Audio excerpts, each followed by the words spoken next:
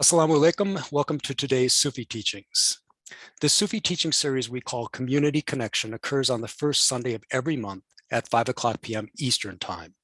It is organized and underwritten by Sufi Center Minnesota with the intention of making the Sufi teachings of peace, love, mercy, justice, freedom, and beauty available to people everywhere. We acknowledge that the land Sufi Center is located on is the traditional and ancestral homeland of the Dakota and Mdewakanton tribes. Sufi Center Minnesota recognizes and respects the enduring relationship that exists between many indigenous peoples and their traditional homelands. We're excited and grateful to have John al-Qadir Davies with us today. al-Qadir co-led the Partners in Conflict and Peacebuilding Project at the Center for International Development at the University of Maryland, and co-founded the Peacemaking Masters in Divinity at the University of Sufism. He led or co-led peace projects in 30 countries over 25 years, until his guide, Sidi Mohammed al-Jamal, asked him to refocus on being a catalyst for peace in this country to help bring peace to every home. He lives at the Farm of Peace and works to help individuals, couples, families, and communities make the shift from conflict and separation to peaceful reconciliation by applying the Sufi teachings in the way of the love. He has published several research studies demonstrating the profound effects collective spiritual practices can have in bringing peace at any level, from personal and family relationships to national and international conflicts. His teaching today is Opening to Peace Through Living the Unity. al-Qadir, welcome, and thank you for being with us today. Alhamdulillah, and thank you for the invitation to be here, and thank you for all of those who are here to connect their hearts and join the conversation. And I think that, we set the title and intention of this class a few weeks back, and since then we've noticed a little conflict coming up in our own community that needs attention, and so that might be a good reference point for our discussion as well. Look at the different challenges and gifts that come up in times of conflict. That learning to understand and embrace the Jalal that Allah sends us, as well as we do the Jamal. Okay? And this is really what is the gift of peacemaking. It is, instead of being in a world that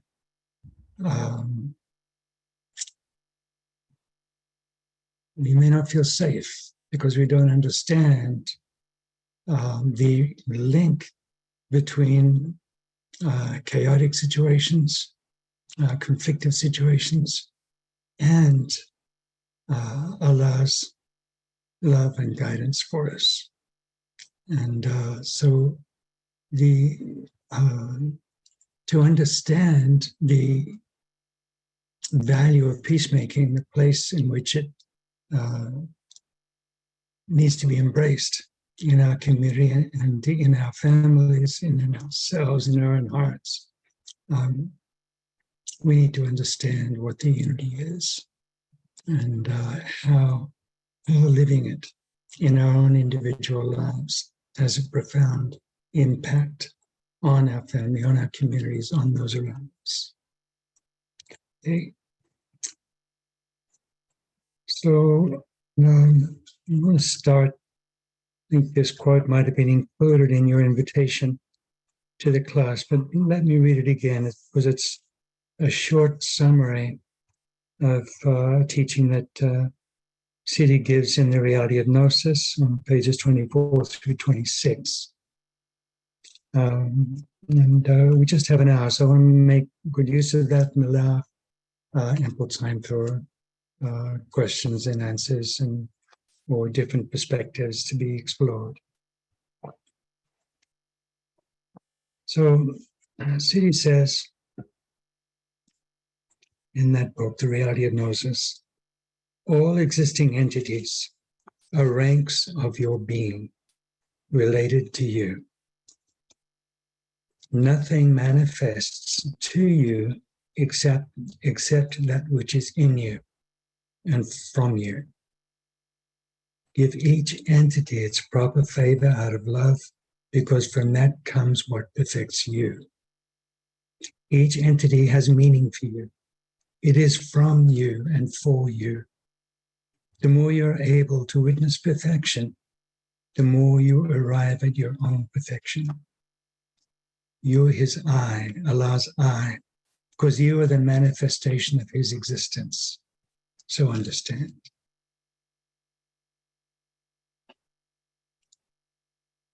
You know, when I read this chapter, I was ecstatic to sort of see how bold and strong Sidi was in making this point. Because that when we think of unity, we think about good relationships among us, but we don't recognize how close those connections are. Each of us, in the way that we experience the world, sees a unique world. We process the information that's available around us and translate that into words or pictures that we consider reality. But in fact, the reality is that there's only one field, one entity that exists, and that is Allah. In scientific circles, it's referred to as the unified field, or the unified quantum field. The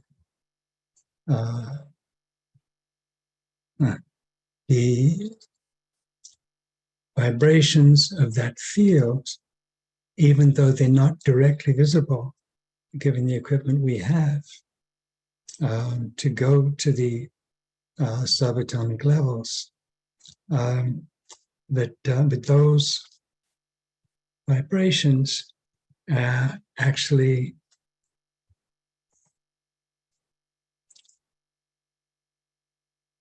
become what is expressed as the divine qualities, and then as different fields, and then into the different forms of light, energy that make up the Malakut world, the subtle world, and the material world. And so at every step there's interpretation taking place. The reality is unchanging, but contains in its potential form everything that is manifest around us, okay? And differently understood by each of us. So within that unity, within Allah, is an enormous, unbounded plurality of forms and of lives, and that are intimately connected with each other as expressions from the divine unity. So what I want to talk about today briefly is how to translate our understanding and experience of the unity into practical and proven methods for realizing that perfect peace through our everyday lives, topics that will be covered in more depth in our upcoming Peacemaking Certificate and Master's programs at the University of Sufism. So these methods are designed to free us from habits of avoiding talking about the issues. We avoid conflict because it's unpleasant, it's challenging, it's risky, right? But if we don't face them and walk through them, and talk about them, then we miss the opportunity that they give us for a deeper understanding of the human needs or core values that move us, that give meaning to our lives. And then we can get, if we don't understand that, then we see someone doing something that looks destructive, then we can easily blame them. Someone runs over our bicycle. Maybe we weren't on it, but they ran over it. And we can be angry with them, we can blame them, but we don't know really what happened that allowed the bicycle to be destroyed. So suffered a loss, but if we don't talk about it, we don't go check with the person who was driving or any witnesses that were there to be able to discover what happened and so that we can be connected to everyone around us, not just connected to those we happen to spend a lot of time with. And so that curiosity is critical to be what's and why. What are the needs that might have been in that person? Were they racing to get their child to hospital, or what was it that was going on for them that made them run over the bicycle? Okay, and so this active engagement with those around us is important. And the same thing, particularly in our relationship to Allah, to the oneness itself, the unity of all that is, that leaves no other. So this is where the principle of wanting for our brother or sister what we want for ourselves then becomes the natural way of things. And as we walk and let go of the veils and attachments of the ego, the nafs, we recognize ourselves as mirrors or facets of the one soul. Learning to recognize what it takes to contribute to harmony and close coordination, close cooperation, mutual support that is needed among us to be able to fulfill our needs and to fulfill our our hunger for understanding and knowledge of people and things around us. So in that state, we can honor everyone and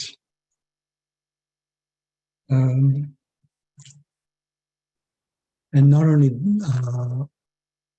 on the condition that they have reached and achieved clarity in experiencing the unity, but be respected for the fact that we are walking toward unity, that we are learning to taste it and to own it. And so we treat others in that way, that everyone ultimately is walking toward the unity, whether they know it or not. And so we have to appreciate what Allah's created in each person, and what are the gifts that Allah wants us to receive as a result of this particular relationship.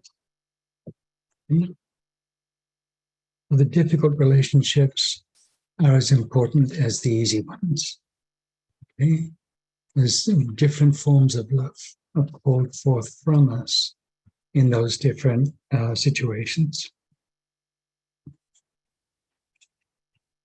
So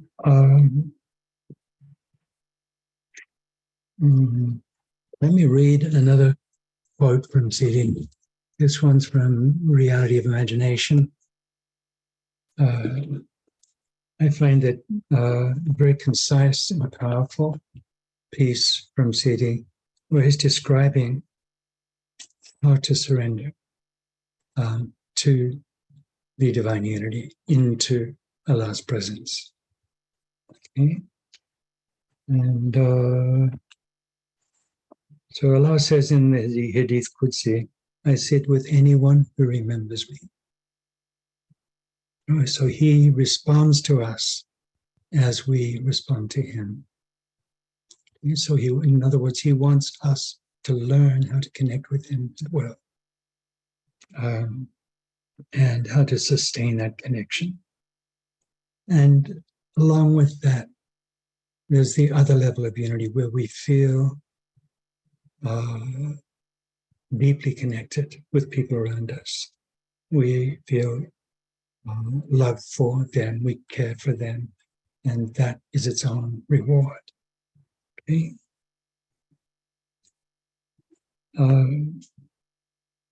He says that Abu Bakr as-Siddiq radiallahu anhu said, I've not seen anything, but I have seen Allah before it.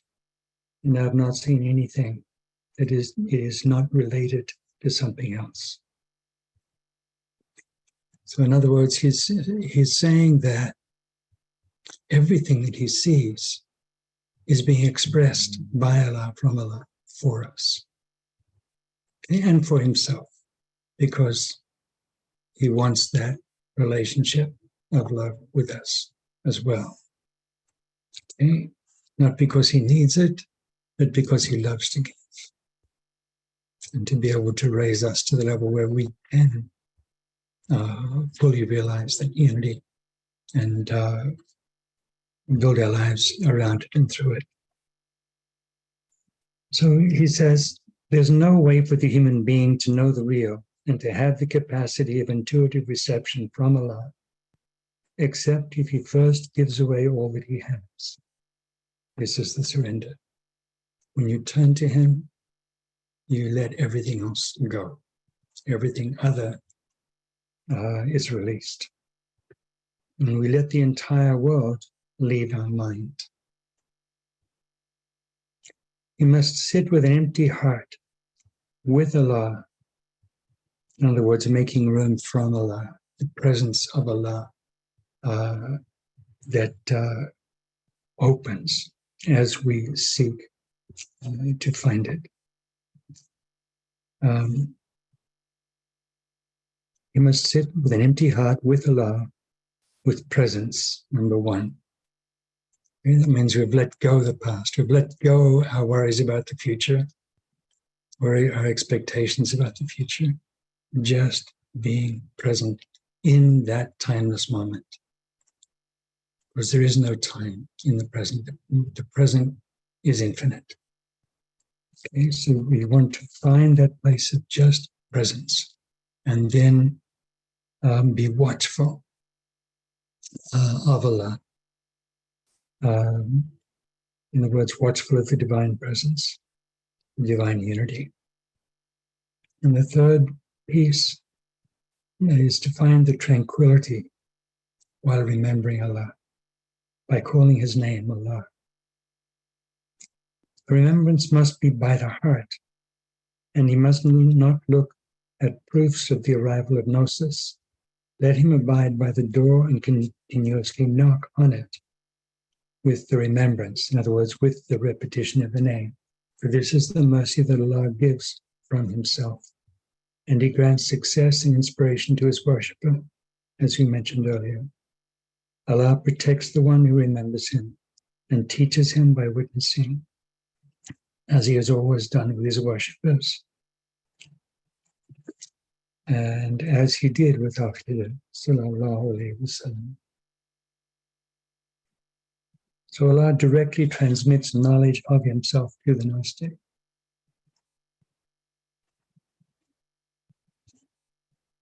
Right. So what does that mean? What do we take from that?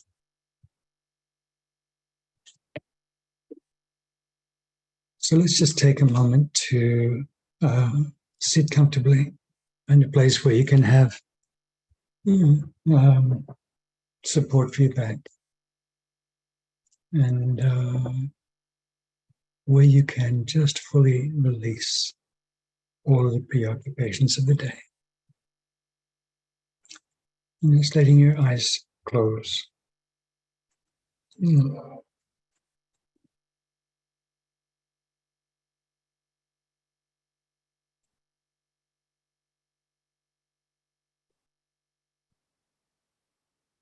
And just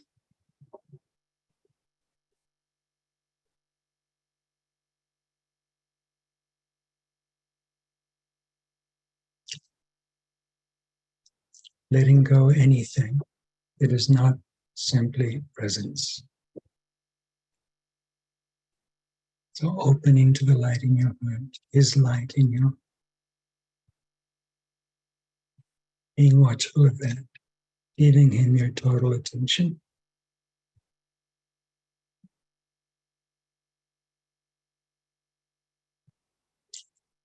Let your heart be a sacred space for the meeting with your divine beloved. In this moment.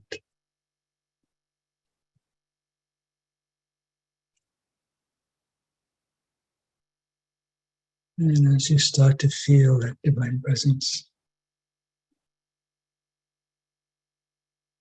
checking if there's any place that is not at ease, any place still carrying any tension or stress, and just intending to release that and to allow that place to be filled with love.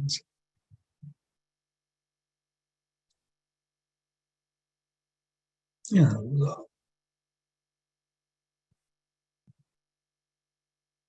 Allah. Simply witnessing Allah as He is, however He chooses to show Himself to you. Whether it has something with form or not.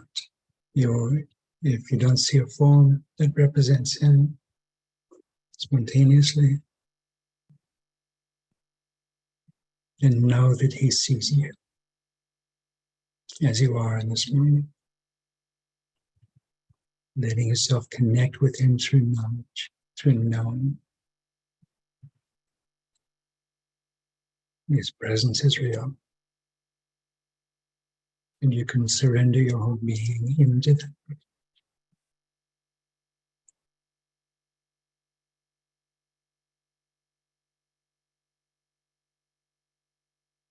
And let it expand beyond your heart, beyond your chest, down through your belly, your feet, your toes, into the earth of Allah's love.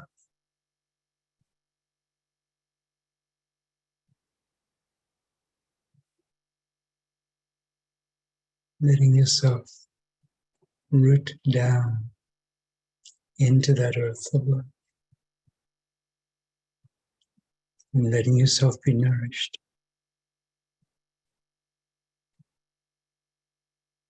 Let the light of His presence rise again through your body.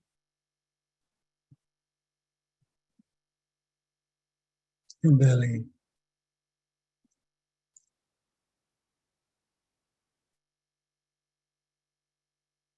Your heart.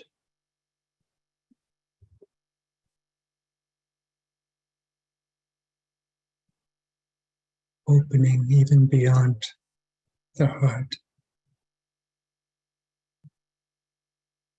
to the light of the soul, opening to Allah. The light of Allah's response.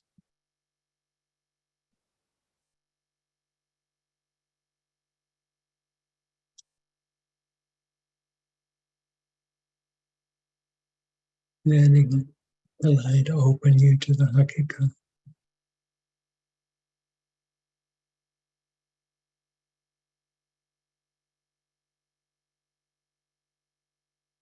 and letting the light continue to rise into the inward journey within the unity.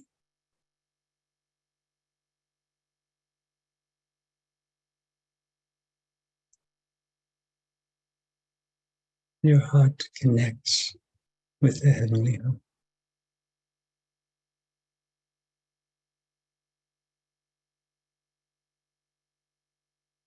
And there's no separation between them.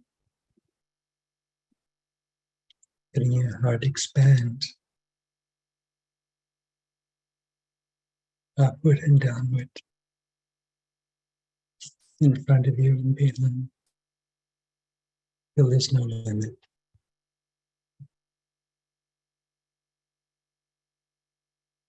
Your right and to your left. Just one light. One being. And there's only one of us.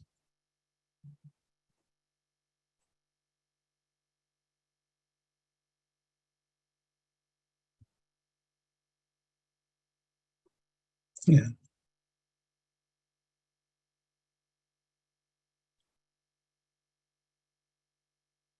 Be conscious of the hearts of all the beloveds that are gathered,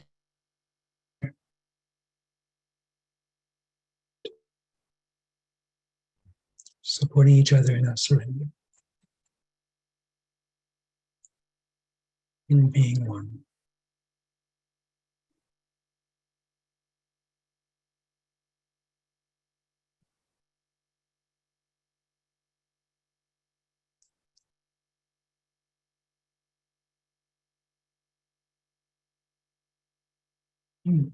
That's it. Just receive that love. Own it.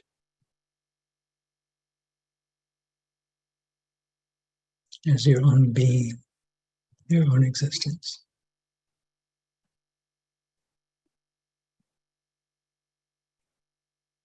Seeing the others around you as reflections of that.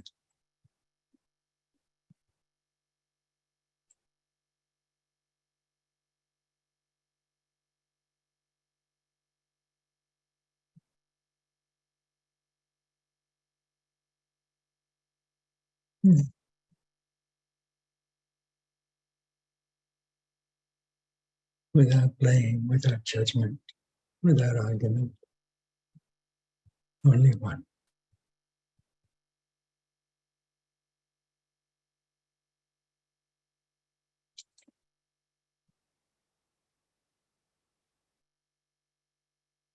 And love. So as you're ready, just breathe in again deeply. Let your eyes open as you're ready.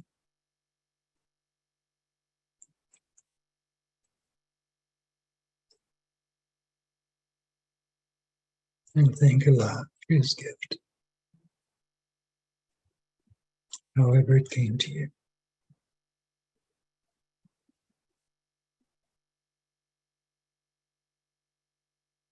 And this is a core teaching from Allah. It's remembrance of Him. It is your root connection to the One.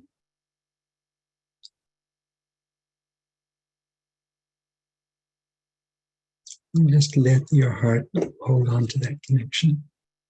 Feel the love in Him. And take that into the world with you. Yeah. So, related to this, let's give a little bit of background, that my path of peacemaking took off from a series of scientific research studies. This was back in the early 80s, actually started in the late 70s. Some of the first studies that came out demonstrating how levels of violent crime or terrorism or wars could be reliably reduced by around 20%. See, the first studies were just about violent crime, as measured independently by the government statistics office. So when I saw that, the predictions are very specific. You just need 1% of any given population to be practicing, 40 minutes a day or more in deep meditation. And meditation comes in many different forms, as does remembrance. And depending on what's in your heart, what your purpose is, then we can recognize that there's a common core. And so we chose a standardized practice of meditation that was being widely promoted. So there are plenty of people available. And so within a year, I was able to teach it to 200 people in my town. It's a university town of about 20,000 people. And as soon as I hit that limit, or that critical mass of 200 out of 20,000, the crime rate, the whole crime rate, not just violent crime in this case, although violent crime is the most reliable, there wasn't enough violent crime in our town to be able to just rely on that as a measure. So I broadened the criteria. But 20% reduction, highly significant. And then I heard from a group, a research team based at Harvard University, who were doing similar research studies, and heard about my work and invited me to join them. So that brought me to the US from Australia, which is where I grew up. And we were able then to find the funding to be able to do this on a much larger scale. The first study we did was a group that was big enough for predict the impact on the whole US. And we were able, again, using federal government data to see a very clear improvement. It was about, again, around the range of 20% improvement. And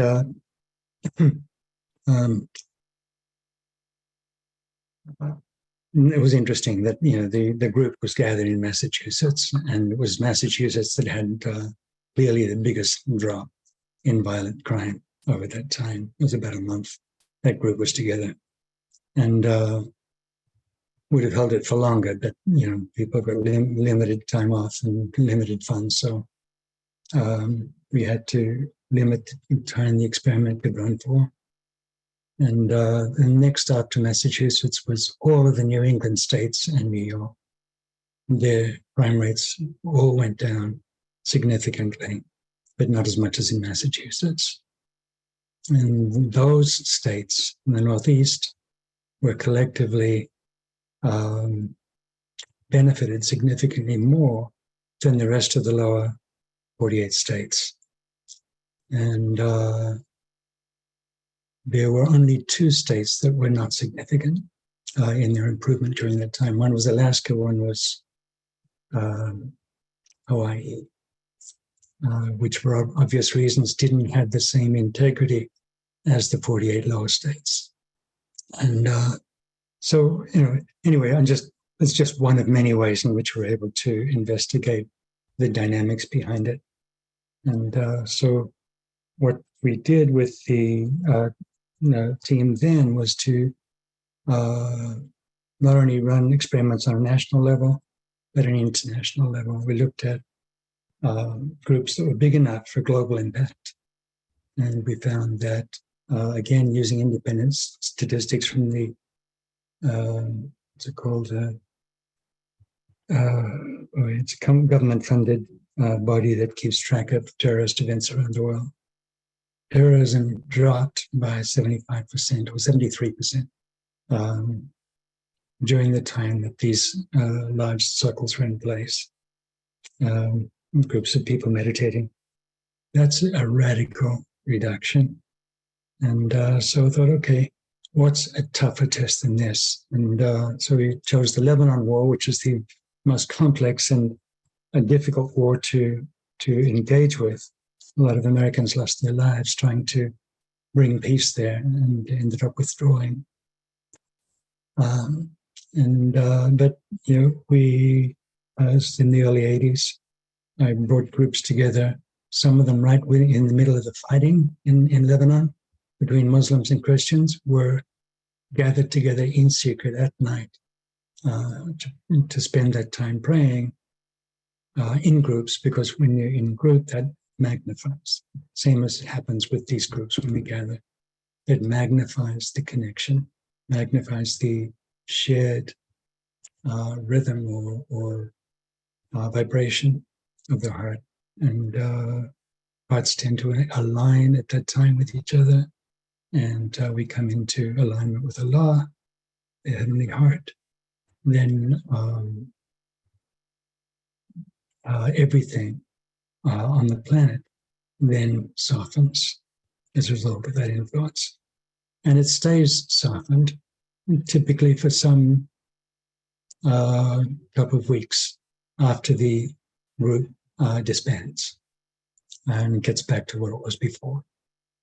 But during that time, it was sustained. And so a little bit later, I would gather a group of 10,000 people in India. And that was the time when the Lebanon War finally ended. In fact, the whole Cold War came to an end by the end of that group, which was in place for a couple of years in the late 70s. And so those experiences, and these studies were published in top journals, not all of them in top journals, but critical ones in top journals. So I'm meeting all of the toughest requirements of reviewers. And we had people, we even published all of our predictions in advance to scientists as well as media, so that they knew we weren't just using the data that happened to support us.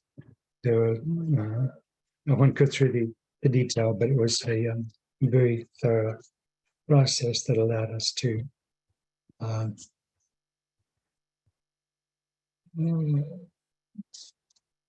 have that impact. In Lebanon, for example, over the groups that were gathered within the 3 years, the average number of people being killed in violence during the day as part of the war, part of the fighting, dropped to about 10% of what it was in between the different groups and before and after.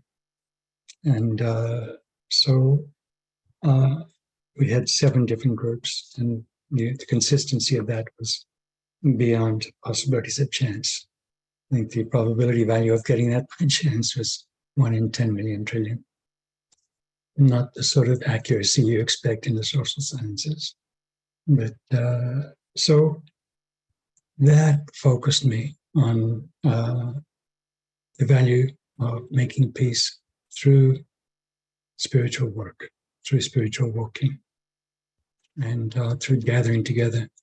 When I told Sidi about it, showed him the research, he said, yes, my love, this is halwa. Halwa is the purpose of halwa, is to have that gathering, as many as possible, to be able to continue to remember together and create that environment of peace and connectedness, sense of unity.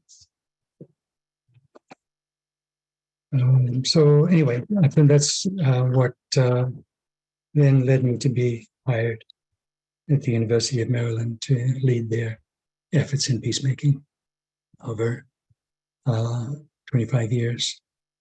and be able to have the privilege of going to many different countries around the world and being given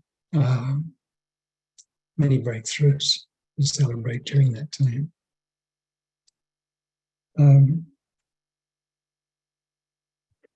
But then later on, I talked with him about, I'd had an invitation to go and work in a very violent part of Pakistan at this time, near the border with Afghanistan. And it was a dangerous time. And so I thought, I better ask Sidi about this one. And he said, my love,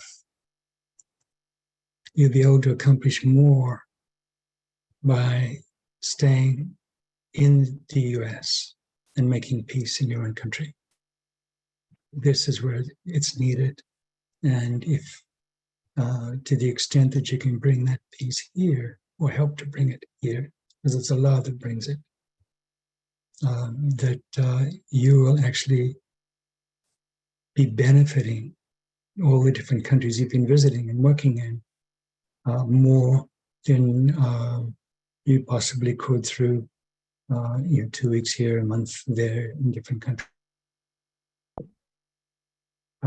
So I took that to heart, and that led me to co-found the Peacemaking program at the University of Sufism, and which I felt was a step up from teaching peacemaking at the University of Maryland, where there was very little understanding of spiritual practices and how they could be relevant to resolving wars and deadly conflicts.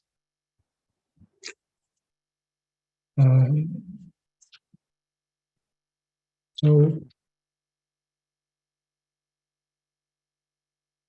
let me just talk about some of the practical elements of peacemaking. And this is a process that we've used in testing it in various different forms, but which we've found consistent success with in different countries, and not just in Islamic countries, but in countries with different cultural or religious backgrounds. And so some of the main steps here, well, actually, let me stop there for a moment and let's see if there's any questions so far. I don't want to just talk and not give chance for us to converse. We do have a question, al-Qadir. Amina Melody has her hand up. So Amina, why don't you go ahead and unmute yourself, please? Alhamdulillah. Assalamu alaikum. Thank you so much, al-Qadir. The comment you just made about teaching the peacemaking at the University of Maryland, where there's not really a spiritual basis for it.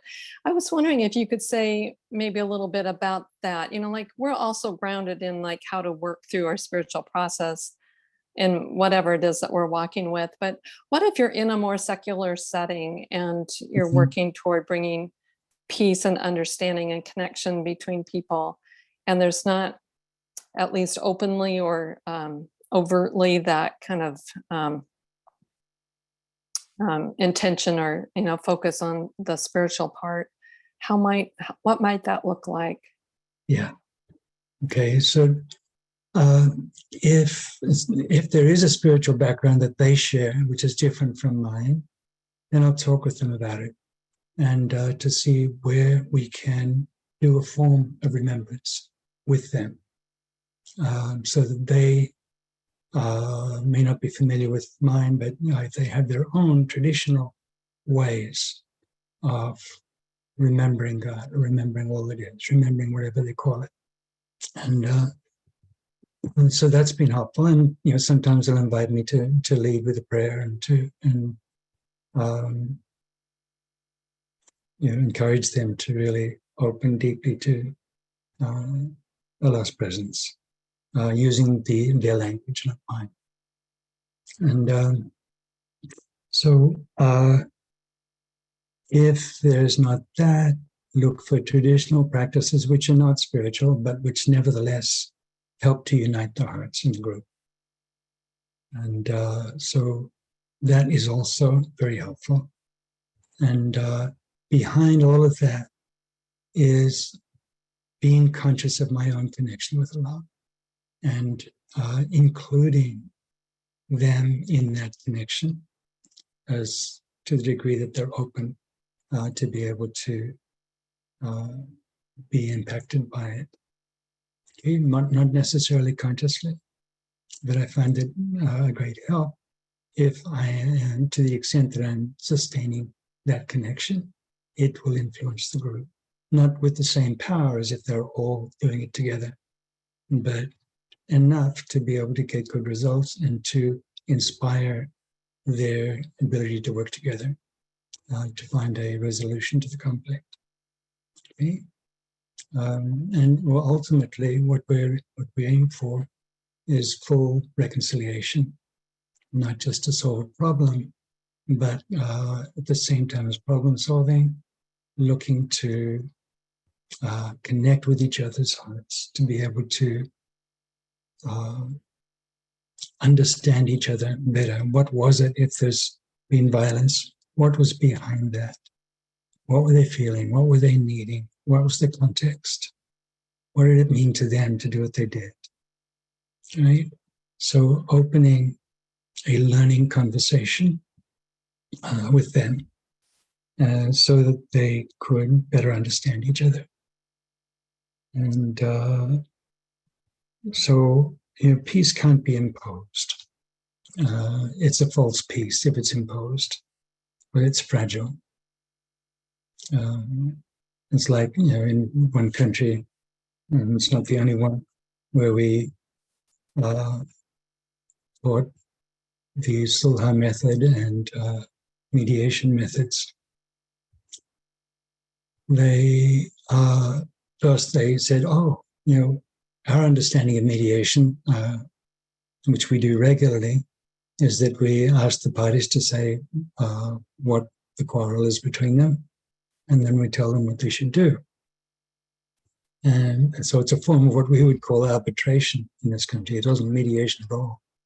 And so we trained all of the police, all the senior police anyway, in that country, in how to mediate.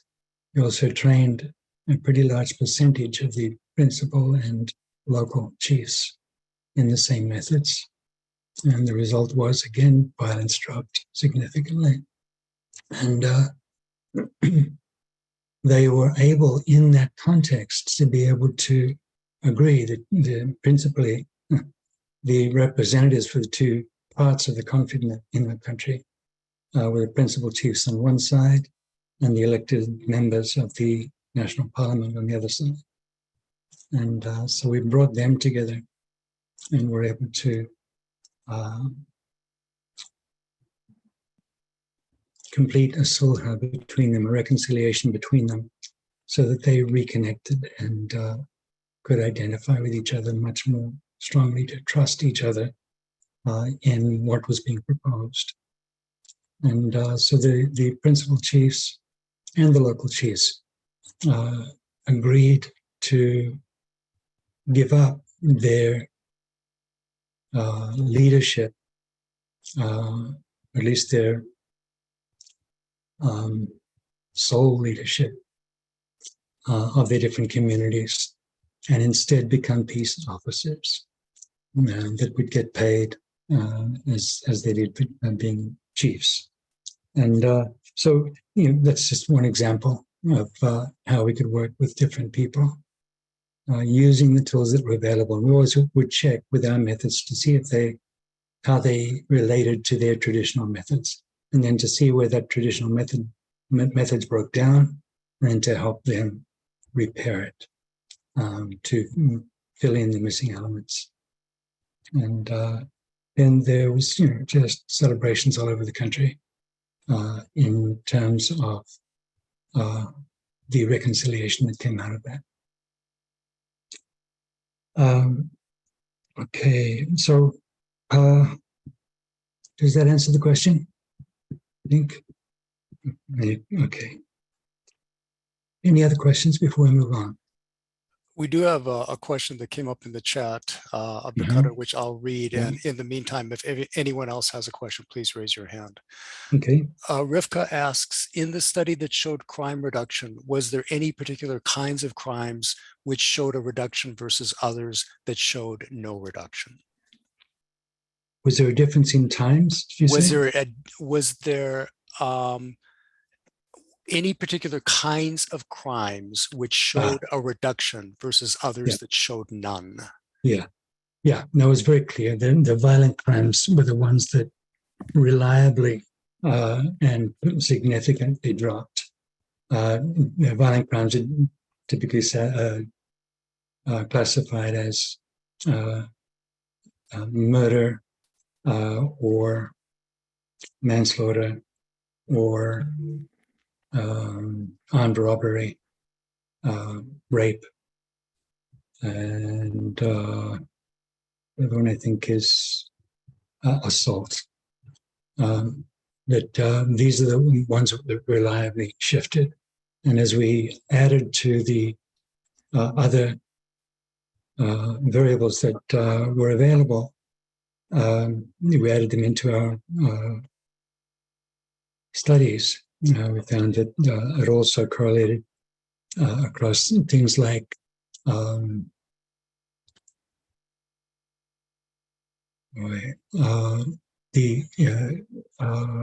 Lebanon, for example, the frequency with which there were cooperative acts between opposing sides that increased enormously during each of the groups, and this is without them knowing when the groups were in place or not. The larger ones were outside Lebanon, so they just weren't aware of them. There's some in Israel, or some in Europe, some in the US, big enough for global impact, but all big enough or local enough to Lebanon for an impact. So, acts of cooperation not correlated with violence, but during the courses that we held, all the different variables that we measured as dependent on the group became highly correlated with each other, when normally they're completely uncorrelated. So there was a deepening of the orderliness in the environment within the society, or societies impacted. Hakima, is that your hand? Hakima, yes, please. Thank you, Hakima. Assalamu alaikum.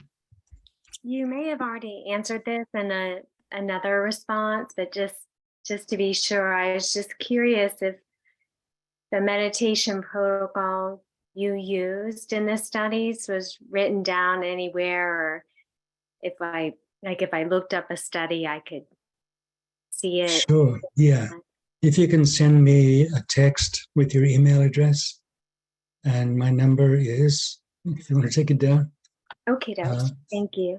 Yeah, 240-441-8712.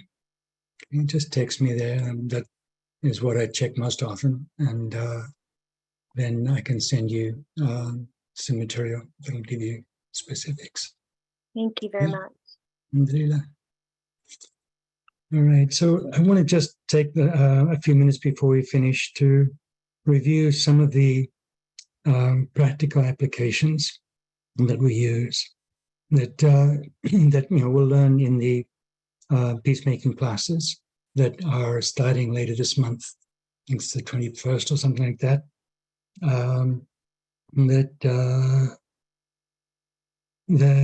We first frame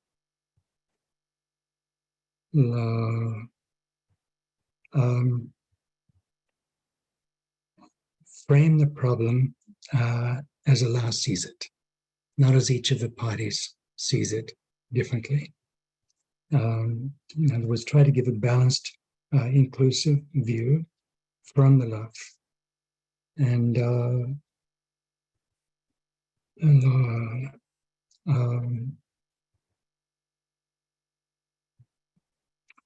to talk in terms of initiating a learning conversation between the parties. And we talk then in terms of what happened. Okay. This involves exploring the story that each party tells, different reality, unique reality. Creating a situation where everyone can be heard without interruption or argument. They can listen from their heart to be able to understand, to get insights about the other. And remembering that everyone's perception, it's, we see the world as we are, and this is more deeply and bluntly what Sidi was talking about in a quote that I read at the beginning. We see the world as we are, not how it is. The only reality is Allah. Okay, what we see is an interpretation through many different filters or veils that we take to be real. Okay, and less so as we move through the stations. So we learn how to respect each other's view and to pay attention to it, and then explore the extent to which we can hold both of them and find common ground to be able to work together from a shared understanding. And to seek truth where there's a lack of clarity in what the parties are saying or lack of direct perception. We build trust by seeking truth and a deeper understanding of the events in conflict. That we need to verify or correct any assumptions that are being made by either party. Okay? So this is equally relevant to a conflict between two individuals or a conflict with a couple of kids. It's the same thing. Then next step is, once we've understood what has been happening, we move the focus from blame or judgment of each other to understanding what each party contributed to the problem. Okay?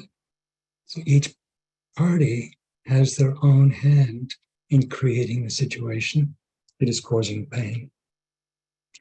And so that involves helping them understand the need to stop the tale-bearing, the backstabbing, the use of slander to as different forms of blaming others, particularly when it's done behind their back without actually doing them the honor of being spoken with directly.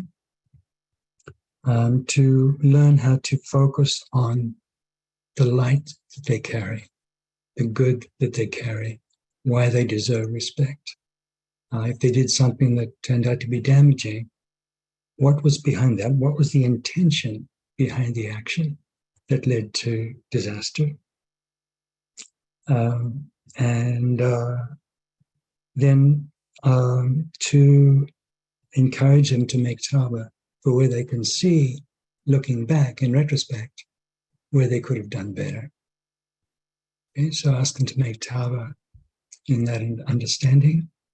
And then at the end of the process, we'll invite the parties to forgive everything that has been acknowledged through tawbah by the members of each party, if there are multiple members, or just each party if there's just two. And so that is the sulh, the reconciliation, when there's mutual forgiveness, a letting go of the past, and joining together in mutual support to build a better future. Another couple of steps along the way is separating out intentions from impact. Yes, there was a lot of pain caused, but what was the intention behind it?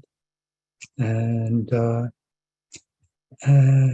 that requires some vulnerability, willingness to be vulnerable in this conversation. So we have to build trust with them before we get them focused on their own conflict.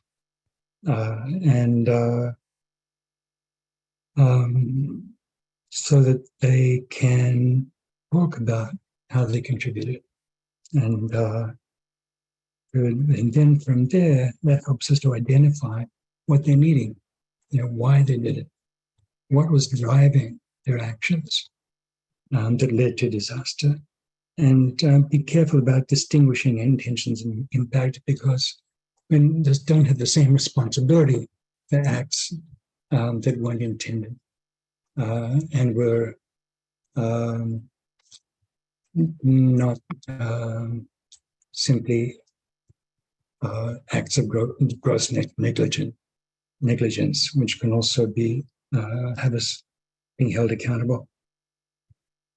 So, and we help them to connect with the hearts of people in the other party, to find what is good, what's light inside them, to highlight that there's something that they can build a relationship on, build trust with them, understanding what's moving in them, what they're feeling, what they're needing.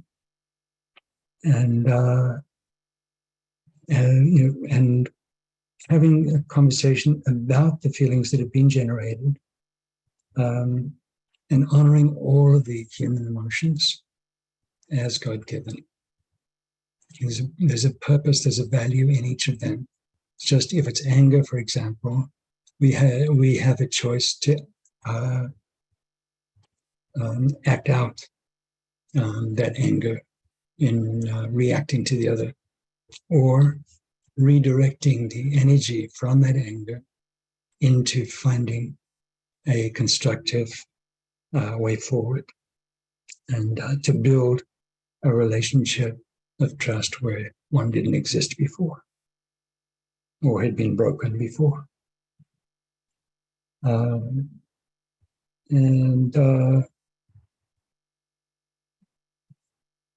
Okay.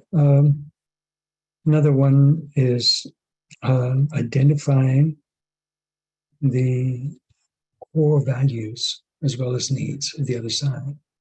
So that, if I hold myself as a believer in Islam, that I'm a good person, I'm a competent person, I'm a loving person and worthy of, then those can be very much part of my identity and not easy for me to let go. And so we want to look at those values as well as their needs. And there's a big overlap between those two concepts. What might they be denying in the situation?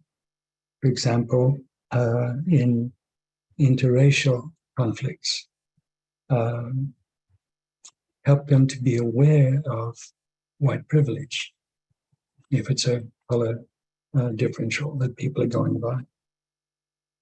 If we're not aware of how we assume a certain level of privilege as white people in relation to color, then we're going to be causing offense in one way very easily, even if not intentionally. So we learn to understand that. Same thing between men and women. Male dominance needs to be understood.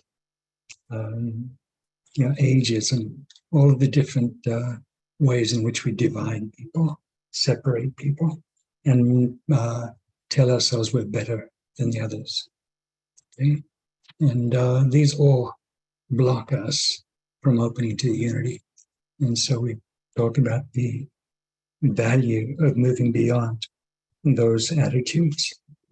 And so finally, we're looking then to lead the conversation through reframing from objective truth to the different stories and experiences, perceptions of the different parties, and looking how to find common ground between them. to move from accusations to intentions and impact, from blame to contribution, from judgments to feelings. And what's allegedly wrong with you to what's going on for them. Why are they so triggered by us? Right? To understand what that trigger is immensely helpful. And then invent options that might satisfy both parties, your support for both parties. So, for example, in our tariqah, some of the reference points in finding common ground and addressing needs might be to refer to the orders of Allah, or to Sharia, to the rules of adab, or politeness, ethics, best practices, accepted norms, human culture, etc. This saves face for both parties because they are not being asked to yield to the other, let them win, but rather to honor the principle that both can agree on, or the value, or the need, the shared need. And then finish with the, we use shura in that process to be able to reach agreements that has the consent of everyone in the group, okay, or however many people are involved, so that no one is overruled. You don't get an oppressed minority coming out of this situation if you follow that rule, which is what Allah asks of us. And then we end with the forgiveness, the sulh, and that usually erupts into some sort of celebration at the end, depending on the culture that you're in. Whether it's lots of vodka and energetic dancing in Russia, or whether it's big fire and roasted goat or sheep in Southern Africa. Or it can be just sharing coffee, the thick stuff that is common in the Arab world. Is the traditional way of celebrating together, or inviting the whole community together and take a meal together. Okay. Anyway, so it just gives you some flavor of the different steps that might be involved in peacemaking, and not all involved in every case. And there are more. There's a much wider variety that we can call on, but that gives you a sort of a sense of a progression through a peacemaking process. And invite you to check out the peacemaking certificate classes, basic and advanced, and the master's programs that are being started later this month. And you take the chance to be able to really build your skills in that area, to be able to teach your kids or your grandkids or whoever may be within your field of influence, how to better manage conflicts and how to deepen relationships, how to have people with better understanding of each other. Drop the habits of debate and who wins and who loses, who's right, who's wrong, etc. All of it just pushes you into separation. Okay, trying to make changes top down, to impose leadership top down. No, it's not going to be supportive of unity. It invites resistance. And ultimately, we're surrendered to Allah, and we're responsible for Him in our actions. So, in leadership situations, from He Who Knows Himself, page 117, the sign of what is Allah's order for you to lead is that your beloveds love and obey you, that you make no distinction between you and them. Only that you're only there by Allah's grace. So lower the wing of humility to them. He says, a desire for leadership is a blameworthy quality of the nafs, the self, the ego. No one who thinks that people are in his debt as leader belongs to this path. So he's very strong about that one. Separate yourself from them. Do not work with them. So this is some of the reason why in our tradition we need to find consent, to be able to agree particularly on forms of organizing together, supporting local communities and local individuals in being able to deepen their walking. And not try to push things that we feel are right without consulting. Okay. Any questions? If we have any time left, we may be over time already. We are a bit over time, al-Qadir, so I don't think we have time to take questions at this point. I put in the chat the link to the webpage for the peacemaking program. And if you're watching this recording at a later date, you'll find that link in the notes below. So any final thoughts you would like to leave us with, al-Qadir, before we end for today? Just, the final thought I'll leave is just be conscious of the ways in which, without thinking, you try to avoid conflict. And recognize that if conflict is given to you by Allah, it's for you and from you. So look at how you might be contributing to that conflict or the environment in which that conflict arose, and take the lessons and walk through them. If you can see an opportunity to be able to help other parties, brothers and sisters, reconcile, learn to be able to hold their hearts and help them walk back into the unity with each other. And that's the way we build strong communities. That's the way we free our hearts to be able to love each other and to love Allah always. All right, so Assalamu alaikum, everyone. Thank you for being here, and thank you for your participation. And I gave out a phone number, so if there's anything I said that you would like to understand better, or you have questions about the classes that are coming up, then please don't be shy. Just send me a text and we can work from there, set up a phone call, whatever's needed. Okay.